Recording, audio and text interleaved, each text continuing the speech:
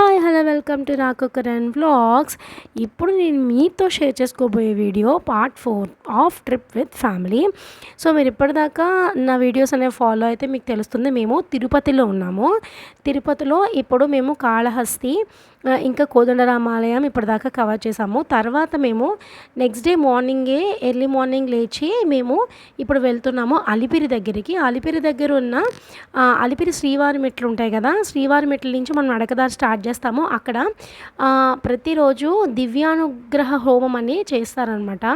ఆ హోమం చేయించుకున్న తర్వాత మనం దానికి 300 రూపీస్ టికెట్ తీసుకుంటే ఒక దర్శనం అనేది ఉంటుంది.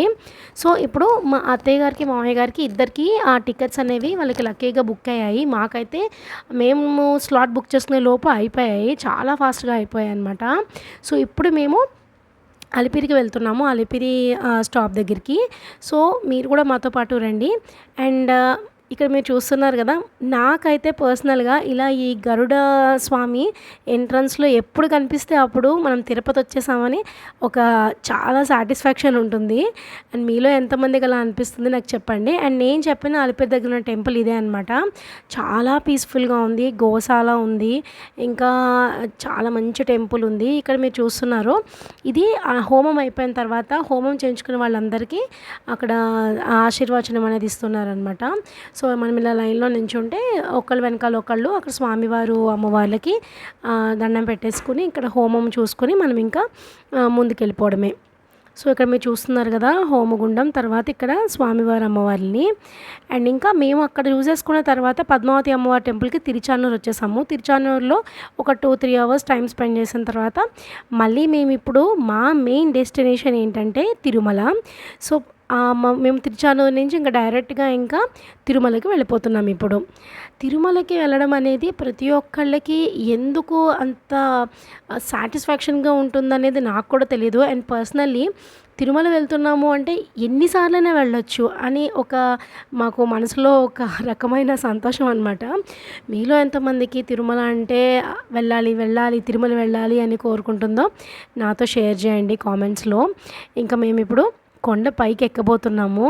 అండ్ ఆ ఎక్స్పీరియన్స్ అయితే నిజంగా నా చిన్నప్పటి నుంచి ఇప్పటిదాకా కొండ ఎక్కే ప్రతిసారి అది కొత్త కాదు, సేమ్ రూట్లో వెళ్తాము. కాకపోతే ఎందుకో అంత ఆనందం, మనసు పొంగిపోతుంది. ఇదిగో మళ్ళీ మనం అదే రూట్లో వెనక్కి వస్తున్నాము, వెనక్కి కాదు ముందుకు వెళ్తున్నాము. అలిపిరి నుంచి మళ్ళీ పైకి వెళ్దాం కదా, మళ్ళీ గరుడ స్వామివారి దర్శనం జరిగింది. సో ఇప్పుడు మనం మెయిన్ ఎంట్రన్స్ నుంచి వెళ్ళిపోతున్నాం పైకి. ఇక్కడ చెకింగ్ ఉంటుంది, మీ అందరికీ తెలుసు. ఇక్కడ మనకి చాలా టైం పడుతుంది, ప్రతి బ్యాగ్ తీసి దాన్ని చెక్ చేయించి మళ్ళీ దాన్ని కార్లో పెట్టుకొని మళ్ళీ వెళ్ళడం అనేది చాలా పెద్ద టాస్కే. కాకపోతే సెక్యూరిటీ రీజన్స్ అనేవి కూడా చాలా ఇంపార్టెంట్ కాబట్టి, అతిపెద్ద పిలిగ్రిమ్ ఏరియా కాబట్టి కంపల్సరీ ఇక్కడ మనం అది మనకు కష్టమైనా కూడా అది ఖచ్చితంగా చేయాల్సిందే, అది మన అందరి మంచి కోసము. సో ఇక్కడ మేము జస్ట్ ఇప్పుడే స్టార్ట్ అయ్యాము. అలా కొండ ఎక్కడం అనేది అసలు చెప్పలేని అనుభూతి. అదిగో మనం అక్కడ కనిపిస్తున్న కొండ ఎక్కుతామని చిన్నప్పటి నుంచి కూడా ఎంతో అసలు ఎంత పొంగిపోతామంటే తిరుమల కొండ ఎక్కుతున్నామని. అండ్ మనకు తెలియకుండానే మన నోట్లోంచి గోవిందా గోవిందా అని మాటలు వస్తాయి. ఇదంతా భగవంతుడి యొక్క కృప ఉంటే కానీ మనము ఏ ప్రదేశానికి కూడా వెళ్ళి మనం ఆ ప్రదేశంలో భగవంతుని చూడలేమనేది మనందరికీ పెద్దలు చెప్తూ ఉంటారు కదా, స్వామి దయ ఉండాలి అని. అండ్ ఇంకొకటి ఏంటంటే మనము దేవుని చూడాలని అనుకున్నప్పుడు మనం వెళ్ళడం కాదు, ఆయన మనని చూడాలనుకున్నప్పుడు మనం రప్పించుకుంటారట వెంకటేశ్వర స్వామి వారు. అలా చిన్నప్పటి నుంచి అది వింటూ ఉన్నాను నేను కూడా. అండ్ అది నిజమే, ఎన్నిసార్లు మనం వెళ్ళాలనుకున్నా కూడా అది మనకి ఏదో ఒక కారణం వల్ల పోస్ట్పోన్ అవుతూ ఉంటుంది. కానీ ఎప్పుడైతే ఆ స్వామివారి దయ మన మీద పడుతుందో అప్పుడు మాత్రం మనం ఖచ్చితంగా తిరుమల వెళ్తాము. అండ్ ఇక మీకు చూపిస్తున్నాను కదా కొండ ఎక్కుతూ ఉన్నాము. అసలు వేరే ఏది ఆలోచించబుద్ధి అవ్వదు, వేరే ఏది చూడబుద్ధి అవ్వదు. ఆ చుట్టూ ఉన్న ప్రకృతిని, ఆ రోడ్డు, తర్వాత ఇక్కడ ఏమవుతుందంటే కన్స్ట్రక్షన్ అయితే జరుగుతుంది కొద్దిగా. మీరు కనుక వెహికల్స్లో వెళ్తుంటే ఓన్ వెహికల్స్లో కొంచెం జాగ్రత్తగా వెళ్ళండి, లైట్ ఉన్నప్పుడు మాత్రమే వెళ్ళండి. నైట్ టైం అయితే ట్రావెల్ చేయొద్దు, ఎందుకంటే అక్కడ వాళ్ళ వెహికల్స్ వాళ్ళకి బాగా అలవాటు ఉండిపోతుంది కాబట్టి వాళ్ళు నైట్ టైం ఎక్కడెక్కడ కన్స్ట్రక్షన్ జరుగుతుంది ఏంటి అని జాగ్రత్తగా చూసుకుని వచ్చేస్తారు, పైకి ఎక్కేస్తారు దిగేటప్పుడు కూడా.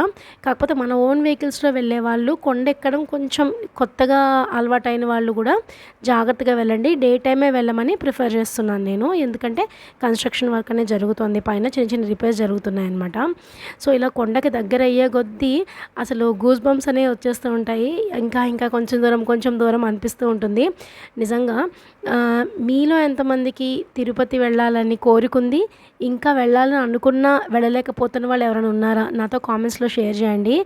అండ్ మీ అందరి మీద ఆ శ్రీనివాసుడి కృపా కటాక్షాలు ఉండాలి. మీరు కూడా తప్పకుండా ఖచ్చితంగా తొందరలో ఆ స్వామి దర్శనం చేసుకోవాలని నేను మనస్ఫూర్తిగా కోరుకుంటున్నాను. ఎందుకంటే మేము ఇంచుమించు వెళ్ళిన ప్రతిసారి కూడా మళ్ళీ వచ్చేదాకా ఆయన రూపమే కళ్ళలో కదులుతూ ఉంటుంది. అయినా కూడా మళ్ళీ ఎప్పుడు వెళ్తామో, మళ్ళీ ఎప్పుడు చూస్తామో అన్నట్టుగానే ఉంటుందన్నమాట. సో మీ అందరూ కూడా ఇలాంటి మంచి అనుభూతి పొందాలంటే ఖచ్చితంగా తొందరలో ప్లాన్ చేసుకోండి. చక్కగా తిరుపతి వెళ్ళి ఫ్యామిలీతో, మొత్తం ఫ్రెండ్స్తో, ఫ్యామిలీతో అందరితో వెళ్ళి చక్కగా స్వామి దర్శనం చేసుకోండి. కొంచెం సేపు మనము మన బిజీ లైఫ్‌ని వదిలేసి ఇలా ప్రకృతి ఒడిలో హాయిగా సేద తీరితే మనకు ఒక బ్రేక్ దొరికినట్టే కదా!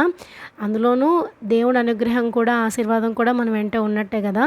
సో ఖచ్చితంగా మీరైతే అందరూ ప్లాన్ చేసుకొని వెళ్ళండి.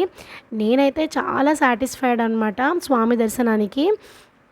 కానీ ముందే బుక్ చేసుకు వెళ్ళండి. మీకు అందరికీ నేను ఖచ్చితంగా చెప్పేది ఏంటంటే, లాటరీలో ఇప్పుడు కళ్యాణము అండ్ సుప్రభాత సేవ, తోమాల సేవ ఇలా చాలా టికెట్లు అనేవి ఇస్తున్నారు. కాకపోతే అది కంప్లీట్లీ మన లక్ అనమాట.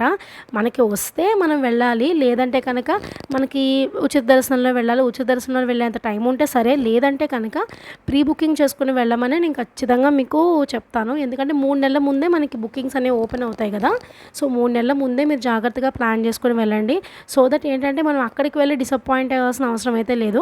ఎందుకంటే మేము ఈ తిరుపతి ట్రిప్‌లో చాలామంది లక్కీ డ్రాలో వచ్చేస్తుంది కదా అని ముందే టికెట్స్ బుక్ చేసుకోకుండా అప్పటికప్పుడు వచ్చిన వాళ్ళు చాలామంది ఉన్నారు. లక్కీ డిప్‌లో రాక మనకు దర్శనం అవ్వక వెనక్కి వెళ్ళిపోయిన వాళ్ళు కూడా చాలామంది ఉన్నారనమాట. సో మనం ఎంత దూరం వచ్చేది స్వామిని దర్శించుకోవడానికే కాబట్టి, సో మీరు ప్రీ ప్లాన్డ్‌గా ముందే టికెట్స్ అనేవి బుక్ చేసుకొని, ఏదో ఒక సేవ కోసం మీరు టికెట్స్ బుక్ చేసుకొని మీరు ఖచ్చితంగా వెళ్తే కనుక ముందే 3 మంత్స్ ముందే టికెట్స్ బుక్ అవుతాయి అండ్ రూమ్స్ కూడా అవైలబిలిటీ ఉంటాయి. అది కూడా మనకి